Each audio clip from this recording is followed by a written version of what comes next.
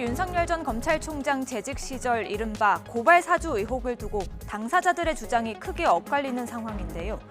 법조계에서는 이번에 함께 공개된 실명 판결문이 이번 의혹을 풀 중요한 열쇠 가운데 하나라고 보고 있습니다. 인터넷 매체 뉴스버스는 손준성 검사가 김웅 의원에게 전달한 것이라며 실명이 적힌 판결문을 공개했죠.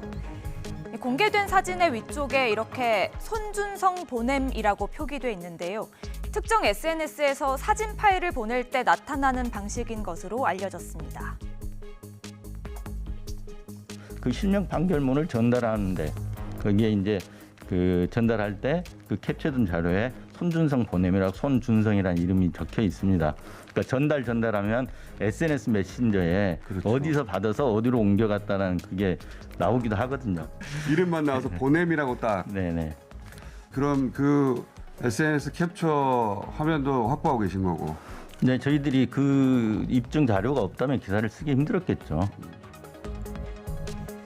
공개된 판결문은 제보자 X로 불리던 지모 씨 관련 사건의 판결문입니다.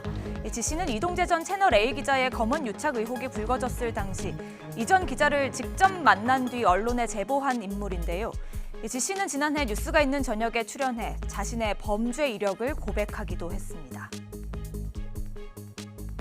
제가 그 형사처벌에 대한 이력이 있는데요. 여러 가지 어렸을 때부터 그 자본시장에서 있다 보니까 여러 가지 분쟁 과정에서 때로는 억울하고 때로는 제가 실수한 부분에 대해서 형사처벌을 받은 이력이 있습니다.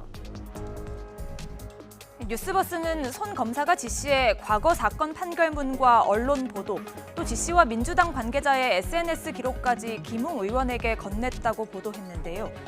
문제는 이처럼 실명이 담긴 판결문의 경우 사건 당사자를 제외하고는 현직 판사와 검사만 열람, 출력할 수 있다는 점입니다. 일반인은 익명 처리된 비실명 판결문만 볼 수 있는데요. 이렇다 보니 해당 판결문의 열람 기록만 확인하면 의혹은 쉽게 풀릴 것이라는 지적도 나오고 있습니다. 실명으로 나오는 거는 요즘 이제 킥스로 통합이 됐는데 그 안에 들어가야 되거든요. 들어가면은 우리가 전과 조회하듯이 누가 조회했는지가 나와요. 그게 만약에 그 손 검사다 그러면 뭐 그건 빼박이잖아요. 그 사람이 그거를 조회해서 다운받아가지고 출력해가지고 제출한 거니까. 근데 만약에 그게 뭐 손 검사가 아니더라도 만약에 손 검사가 뭐 시켰거나 이러면 그 되는 거잖아요. 반면 윤석열 캠프는 판결문에 실명이 담겼다 해도 출처를 단정할 수 없다고 반박했습니다. 본인이나 본인의 대리인이 그 변호사가 청구를 하면 그대로 실명이 찍혀 있는 판결문이 나오거든요, 보면. 그럼 그 판결문이 어디 발인지 어떻게 알겠습니까? 이번 의혹에 연루된 손 검사는 윤 전 총장의 최측근으로 김웅 의원과는 사법연수원 동기인데요.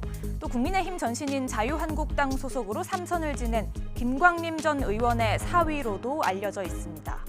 지난해 12월 윤 전 총장에 대한 법무부 검사징계위원회에서는 윤 전 총장 측의 증인으로 출석하기도 했습니다. 징계위에서 어떤 말씀 하셨나요? 네, 사실대로 잘 증언했습니다. 네. 황당하다며 아는 바가 없어 해명할 내용도 없다고 의혹을 전면 부인한 손 검사. 오늘 연차를 사용해 출근하지 않은 것으로 확인됐습니다. 뉴스가 있는 저녁 안기령입니다.